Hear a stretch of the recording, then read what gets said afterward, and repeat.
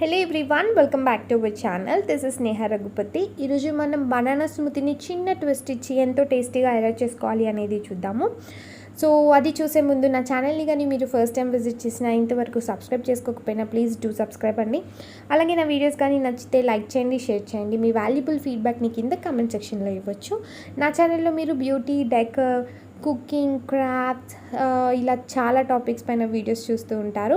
So అన్నీ చూసి నన్ను సపోర్ట్ చేస్తారని అనుకుంటున్నాను. So coming to the recipe, ఇక్కడ నేను 2 బనానా స్లైస్ చేసి పెట్టుకున్నాను, కొన్ని బిస్కెట్స్, 200 ml అంత మిల్క్ అండ్ హర్షీస్ సిరప్ కూడా తీసుకున్నానండి. ఇన్ కేస్ మీరు ఇక్కడ సిరప్ లేకపోతే ఏదైనా నార్మల్ చాక్లెట్ కూడా యాడ్ చేసుకోవచ్చు. సో ఇక్కడ బిస్కెట్స్ ఎందుకు యూజ్ చేశాను అనేది చెప్తాను. అదే మన బనానా స్మూతీలో ట్విస్ట్ అనమాట. సో ఫస్ట్గా అయితే ఇవన్నీ మనము ఒక జార్లో వేసుకొని బ్లెండ్ చేసుకోవాలి. నార్మల్ బ్లెండింగ్ జార్స్ దొరుకుతాయి కదా, అందులో అన్నా లేదు అంటే మీ ఇంట్లో ఉన్న జ్యూసర్లో అన్నా వేసుకొని చేసుకోవచ్చు. నేనైతే ఇక్కడ జ్యూసర్లో వేస్తున్నాను అనమాట.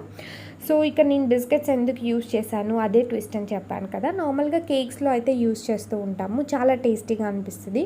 సో హనీ ప్లేస్లో, షుగర్ ప్లేస్లో ఎందుకు మనం బిస్కెట్స్ యూజ్ చేయకూడదు అని చెప్పేసి జస్ట్ ట్రై చేసి చూశాను. చాలా అమేజింగ్ టేస్ట్ అనిపించిందండి. ఎస్పెషల్లీ ఓరియో బిస్కెట్స్తో చేసినప్పుడు అయితే ఇంకా టేస్టీగా ఉంది. సో పర్టికులర్లీ నాకు ఈ వీడియో షూట్ చేస్తున్న రోజు ఓరియో బిస్కెట్స్ అవైలబిలిటీలో లేక నేను నార్మల్ కుకీస్ వేసాను అనమాట. అండ్ ఇక్కడ నేను స్టార్టింగ్లో మీకు బాదం చూపించడం మర్చిపోయాను. సో నానబెట్టిన బాదం కూడా తీసుకోవాలి. నేను అబౌట్ ఒక 15 దాకా తీసుకున్నాను. సో ఇప్పుడు అన్నిటినీ మనం నీట్గా బ్లెండ్ చేసుకున్నాము. సో నా ట్విస్ట్తో ఎలా వచ్చింది అనేది మీరందరూ కూడా చేసి నాకు చెప్పాలి.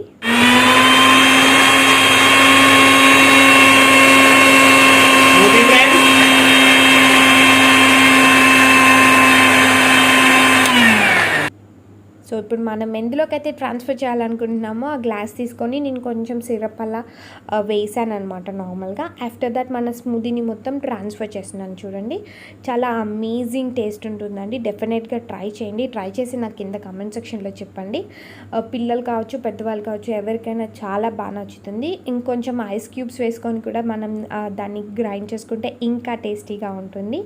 సో నేను కొంచెం డ్రై ఫ్రూట్స్ కూడా పైన వేస్తున్నాను, అలాగే సిరప్ కూడా మళ్ళీ ఒకసారి వేస్తున్నాను. అండ్ ఓరియో బిస్కెట్స్ యూజ్ చేసినప్పుడు మనకి హర్షీ సిరప్ కూడా అవసరం లేదనమాట. ఆ బిస్కెట్స్లో ఇట్సెల్ఫ్ మనకు ఒక మంచి టేస్ట్ దొరుకుతుంది. సో ట్రై చేసి ఎలా ఉంది అనేది నాకు కింద కామెంట్ సెక్షన్లో చెప్పండి. అండ్ నేను ఇక్కడ మా బాబుకి కూడా పెట్టి చూశాను, అంటే నార్మల్గా వాడి ఎక్స్ప్రెషన్ ఎలా ఉంటుంది అనేది కూడా మీకు చూపించడం కోసం ట్రై చేస్తున్నాను అనమాట. పిల్లలు తింటారు, నచ్చుతుంది వాళ్ళకి అని చెప్పడం కోసం. సో చూడొచ్చు, అక్కడ ఆడుతున్నాడు అండ్ హీ లైక్ ఇట్ అండి.